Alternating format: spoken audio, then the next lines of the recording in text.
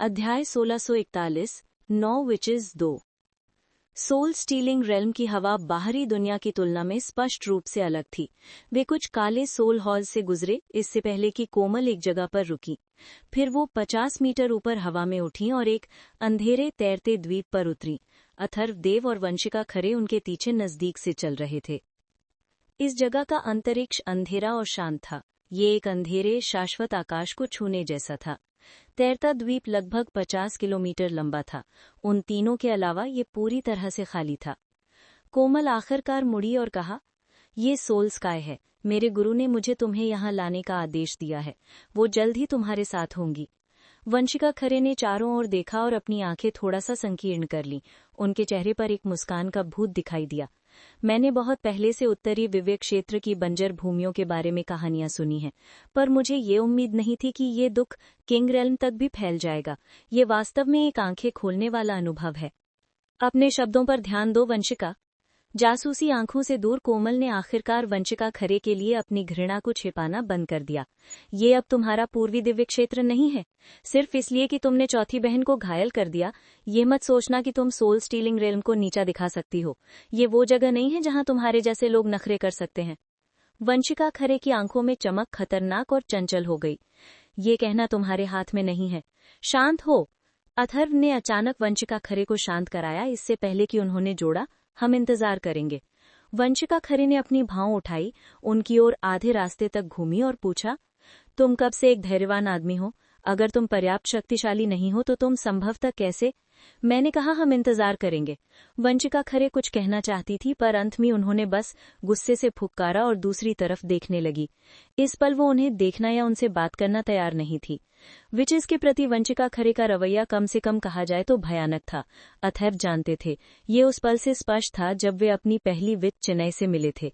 वो ये भी जानते थे कि वो उनसे इतनी नफरत क्यों करती थी, क्योंकि ये उनकी अपनी परिस्थितियों के कारण था। वो गर्वित ब्रह्मा राजा देवी थी और उन्हें एक आदमी के लगाव और उत्तरी दिव्य क्षेत्र के एक शैतान व्यक्ति के स्तर तक लाया गया था। इसीलिए वो किसी से भी नफरत करती थी जिसकी स्थिति, शक्ति या दोनों उनके पिछले स्वयं के करीब थी। वो उन्हें अपने स्तर तक गिराने के अलावा और कुछ नहीं चाहती थी। स्पष्ट रूप से विचेस इस श्रेणी के तहत आती थी। कुछ समय के लिए कोई नहीं बोला, लेकिन शांति ज्यादा देर तक नहीं रही। इससे पहले कि अथर्व ने अचानक एक निश्चित दिशा में देखा, वंशिका खरे भी वैसी ही थी। क्या शक्तिशाली आभा है। हवा थोड़ा सा कांप गई जब अंधेरे में लिपटी एक महिला धीरे धीरे आकाश से नीचे चली गई। ये लगभग ऐसा था जैसे हवा खुद उनके पैर को समर्थन देने के लिए पर्याप्त ठोस है। आखिरकार वो कोमल के बगल में रुक गईं, पहले कि उन्होंने अथर्व देव और वंशिका खरे पर एक अंधेरे और प्रभावशाली नजर डाली। महिला ने काला पहना था और उनका चेहरा अन्य सभी विचेस की तरह एक काले कोहरे के पीछे छिपा हुआ था। उनका शरीर असामान्य रूप से पतला था, इतना पतला कि ये लगभग वंशिका खरे से ही मैच करता था। तीसरी बहन कोमल ने अभिवादन में अपना सिर थोड़ा सा झुका लिया। उनके शब्दों ने यह भी प्रकट किया कि नवागंतुक कौन थी। वो तीसरी विच थी, पल्लवी। वो ग्रेट विच को छोड़कर सभी विचेस में बेहतर थी। अथर्व देव और वंशिका खरे ये बता सकते थे कि वो कौन थी, क्योंकि वे चौथी विच शीतल से स्पष्ट रूप से मजबूत थी। शीतल वंशिका खरे से एक छोटा दायरा मजबूत थी, लेकिन अपनी श्रेष्ठता के बावजूद वो उस समय वंशिका खरे को ज्यादा धमकी देने में विफल रही।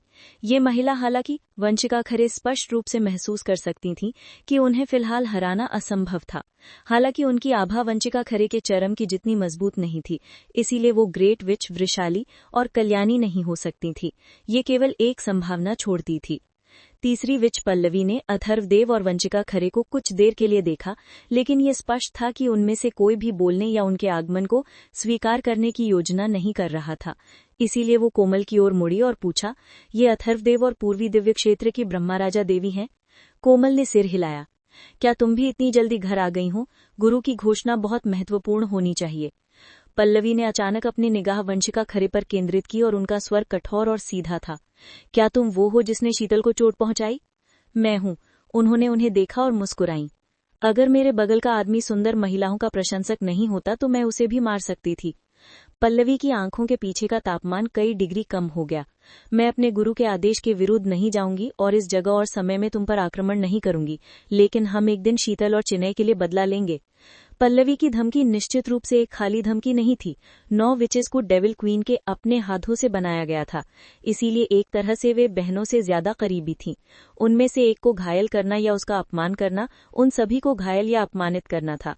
बहुत अच्छा, तीसरी विच डरावनी थी, लेकिन उनकी सभी धमकी केवल वंचिका खरे के दिल में उत्तेजना और पागलपन का मिश्रण ही जगा सकती थी।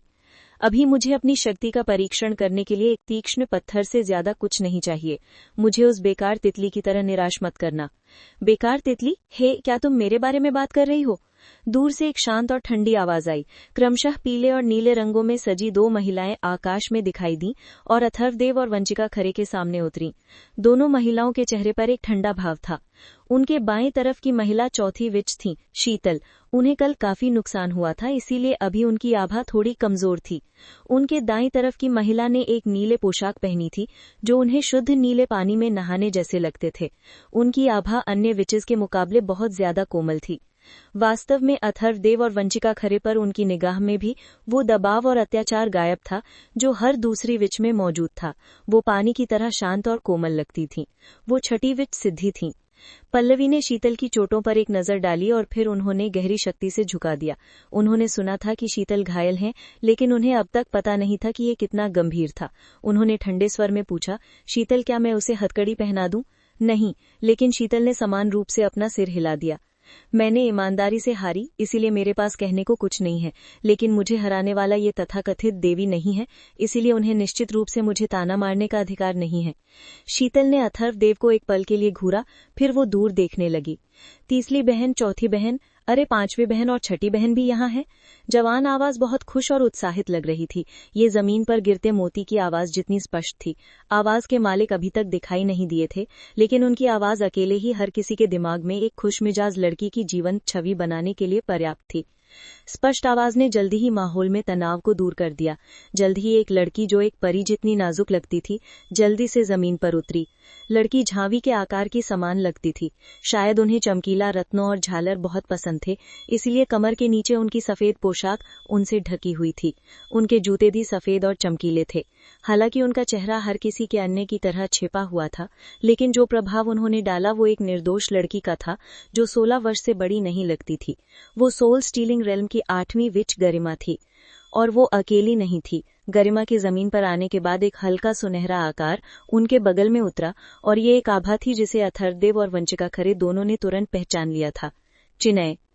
तीसरी विच पल्लवी, चौथी विच शीतल, 5वीं विच कोमल, छठी विच सिद्धि, 8वीं विच गरिमा और 9वीं विच चिनाई थी। 9 विचेस में से 6 आंख झपकते ही दिखाई दी थी। वे केवल नंदा के कारण ही इतनी जल्दी यहाँ इकट्ठा हो सकती थीं। अथर्वदेव और वंचिका खरी दोनों ने डेविल क्वीन से इस स्तर की निर्णायकता की उम्मीद नहीं की थी। ये पहले जब वो उनसे मिली थी तो उनके अनिच्छा के प्रदर्शन के पूरी तरह से विपरीत था। अधिकांश विचित शक्ति के अत्याचारी आभाओं के साथ खुद को ले जाती थीं, लेकिन गरिमा उनसे स्पष्ट रूप से अलग थीं। एक बच्चे की तरह जो लाड़ प्यार के लिए उत्सुक था, वो प्रत्येक विच के पास दौड़कर गईं, उन्हें गले लगाया और अगले पर जाने से पहले थोड़ा सा उनके साथ मजाक किया। जब वो आखिरकार हो गईं तो उन्होंने अथर्वदेव और वंचिका खड़ी को स्पष्ट रूप से सतर्कता और शत्रुता की नजर से देखा। क्या वे ही हैं जिन्होंने चिनाई और चौथी बहन को चोट पहुंचाई? गरिमा ने जानबूझकर एक जोरदार आवाज में पूछा।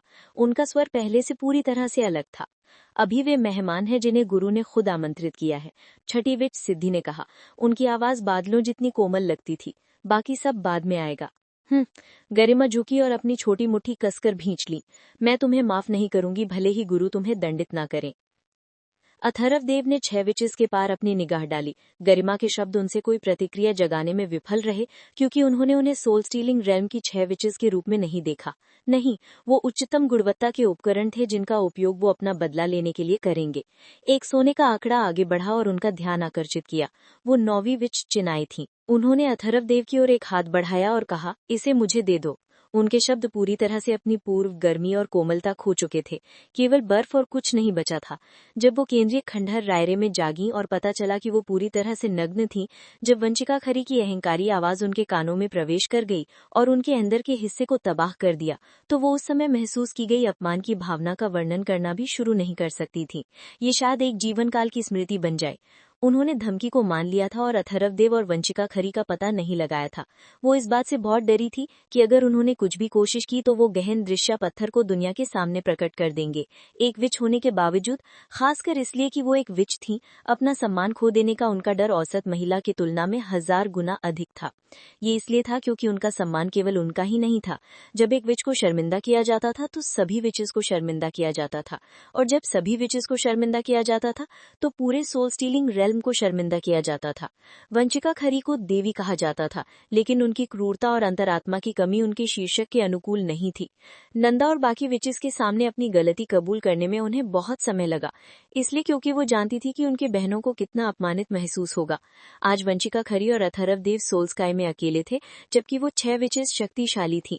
वो उन्हें गहन देशा पत्थर समर्पित कराएंगी और अपनी पीठ के पीछे इस चाकू को हमेशा के लिए खत्म कर देंगी। ओह, तुम हमसे क्या चाहती हो छोटी चिनाई? वंचिका खरी ने चिनाई के हाथों को ऐसे घूरा जैसे वो बाद वाले की नाजुक उंगलियों की प्रशंसा कर रही हो। क्या हम पहले से ही दिखावा करना बंद कर दे? तीसरी विच पल्लवी ने ठंड से कहा। हमें वो गहन दृश्य पत्थर दो जो तुमने अभी चिनाई पर इस्तेमाल किया था। हाँ, हमें ये अभी दो। 8वीं विच गरिमा चिनाई के बगल में कूद गई और वंचिका खरी को घूरा। अगर गुरु ने हमें चोट न पहुंचाने के लिए नहीं कहा होता तो हम सुधार। 4थी विच शीतल ने टोका। गुरु ने हमें अथर्वदेव को चोट न पहुंचाने के लिए कहा है, और केवल उन्हें ही, बाकी सब कुछ जायज है। वो सही है। चिनाई ने सिर हिलाया और एक पल के लिए अथर्वदेव को घूरा। फिर उन्होंने खुद को दूर मोड़ लिया और वंचिका खरी को देखा। ब्रह्मा राजा देवी, तुमने बहुत पहले मेरी निचली सीमा का उल्लंघन कर दिया है, लेकिन मैं अपने गुरु की अवज्ञा नहीं करूंगी। अगर तुम आप गहन दृश्य पत्थर समर्पित करती हो तो मैं वादा करती हूँ कि मैं इस अपमान को अस्थायी रूप से भूल जाऊंगी, अन्यथा। निचली सीमा, वंचिका खरी ने गुस्से से फुफकारा। क्या तुम भूल गई हो कि तुम ही थी जिन्होंने पहले हमारे हाथों को मजबूर किया था? तुमने हमारा रहस्य फाड़ दिया, मैंने तुम्हारे कपड़े फाड़ दिए। मुझे लगता है कि ये एक पूरी तरह से उचित व्यापार था। रिकॉर्डिंग के लिए ये केवल बीमा था ताकि तुम हमें पीठ में छुरा ना घोंप सको। तुम एक विच हो ना? मुझे मत बताओ कि तुम अस्तित्व के बुनियादी नियमों को नहीं समझती हो। हास्यास्पद। चिनाई ने अपना हाथ वापस ले लिया। उनकी कांपती उंगलियों से ये स्पष्ट था कि वो मुश्किल से ही अपना गुस्सा रोक पा रही थी। मुझे मालूम है कि तुम्हारा पत्थर समर्पित करने का कोई इरादा नहीं है, बिल्कुल नहीं। ये दुनिया में एकमात्र गहन दृश्य पत्थर है जहाँ एक विच की पूरी महिमा को कैद किया गया था। मैं किसी और को इतनी कीमती चीज क्यों दूंगी? वंचिका खरी ने चिनाई पर ताना करते हुए मुस्कुराई। चिनाई को अथर्वदेव और वंचिका खरी के प्रति उस समय थोड़ा सा भी द्वेष नहीं था। वास्तव में उन्होंने कुछ तरीकों से उनकी मदद की थी। दोष पूरी तरह से वंचिका खरी और अथर्वदेव पर था, और वंचिका खरी का प्रथाकथित बीमा विशेष रूप से घिनौना था। चूंकि उनके मेहमानों ने सोल स्टीलिंग रेल्म में कदम रखा था तो विचेस ने सोचा था कि वो बिना किसी अड़चन के इसे हल कर सकती थी, लेकिन उन्होंने कल्पना नहीं की थी कि वंचिका खरी इतनी अतार्किक होंगी। ऐसा लगता है कि आगे बातचीत अनावश्यक है। तीसरी विच पल्लवी ने वंचिका खरी की ओर चलना शुरू कर दिया। हर बार जब वो एक कदम उठाती थी तो फर्श पर एक अंधेरा क्षणिक निशान छोड़ती थी। ब्रह्मा राजा देवी, तुम्हें लगता होगा कि विचेस को धमकाना आसान है। उन्होंने धीरे से अपना हाथ उठाया। तुम्हारे पास 5 सांसें हैं। जब तुम कर सको तो गहन दृश्य पत्थर को समर्पित करो, या फिर हम इसे खुद ले लेंगे। अगर तुम गहन दृश्य पत्थर से ज्यादा कुछ खोने लगती हो तो हमें दोष मत देना।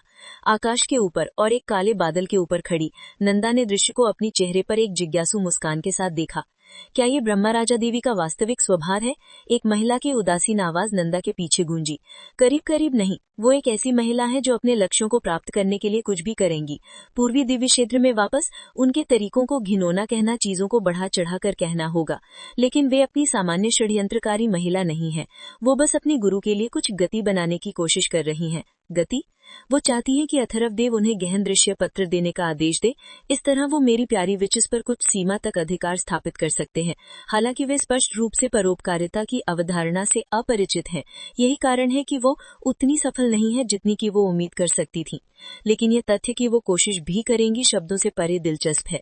नंदा ने अपनी उंगलियों को अपने होठों पर दबा दिया, लेकिन उनका खुद को दिखाने का कोई इरादा नहीं था। उनकी भूरे अंधेरे पुतलियों के पीछे एक आत्मा चोरी की चमक चमकी।